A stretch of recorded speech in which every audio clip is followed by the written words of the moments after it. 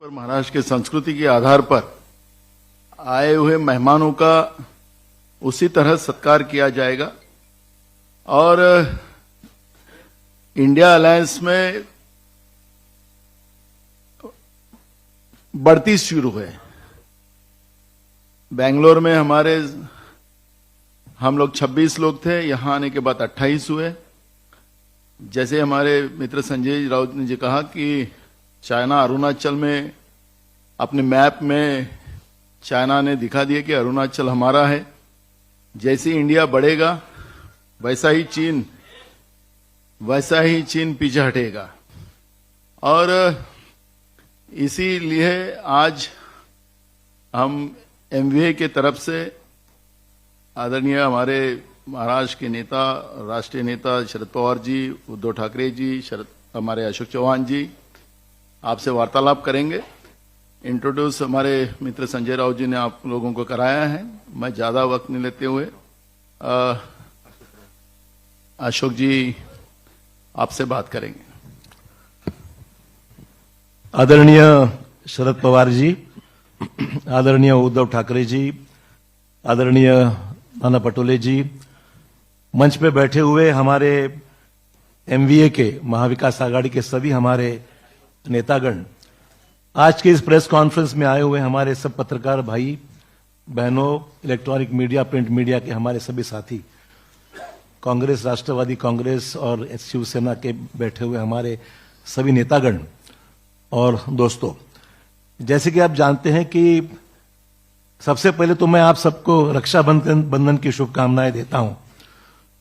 और रक्षाबंधन की जिम्मेदारी जैसे हमारी बहन की रक्षा करने की जिम्मेदारी हम पर है, वैसे ही इंडिया की रक्षण करना भी हमारी सबकी जिम्मेदारी है। ये आज का दिन ये महत्वपूर्ण है, ऐसे मैं मानता हूं।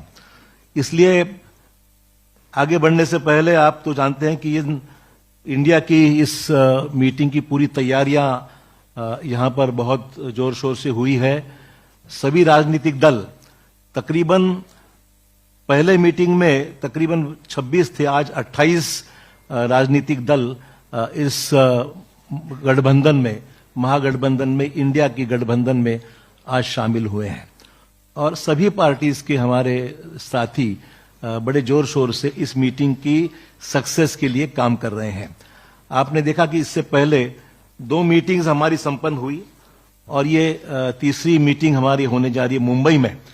तो हमारे सबके लिए गर्व की बात है, फख्र की बात है कि आज मुंबई की इस मीटिंग में सभी यहां पर मौजूद है। छत्रपति शिवाजी महाराज की ये जन्मभूमि है, संत महात्माओं की ये जन्मभूमि है और शाहू फुले अंबेडकर की विचारों की ये महाराष्ट्र है। इसीलिए मुंबई में इसकी मीटिंग होना एक अलग महत्व रखता है। छत्रपति शिवाजी महाराज ने धर्मनिरपेक्षता और कल्याणकारी राज्य के एक महान प्रतीक उनकी इमेज रही है।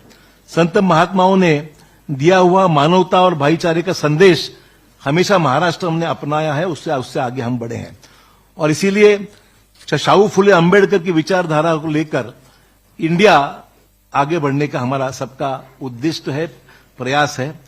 और मुंबई खास करके जब महाराष्ट्र की बात हम करते हैं तो हमारी एक हिस्टोरिकल बैकग्राउंड है।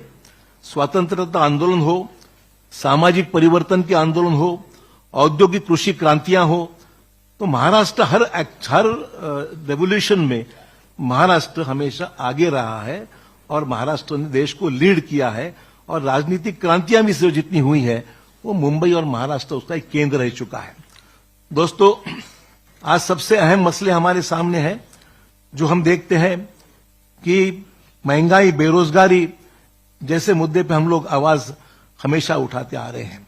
सभी राजनीतिक दल, आज आपने देखा कि अगर पिछला इतिहास हम देखेंगे तो 2019 की जो चुनाव हुए थे उसमें ये सभी महागठबंधन में जितनी हमारी साथी पार्टीज शामिल हुई है, सबने मिलकर 23 करोड़ 40 लाख वोट्स लोगों ने उनको दिए थे 2019 के चुनाव में और बीजेपी को उस चुनाव में 22 करोड़ 90 लाख वोट मिले थे। तो आप समझ सकते हैं कि इंडिया में शामिल हुए जितने पार्टी, सिर्फ एक ही बात थी कि अलग अलग होने से वोटों का बंटवारा हुआ और 23 करोड़ वोट मिलने के बावजूद भी भाजपा 22 करोड़ वोटों से वो देश में अपनी ताकत बना सके।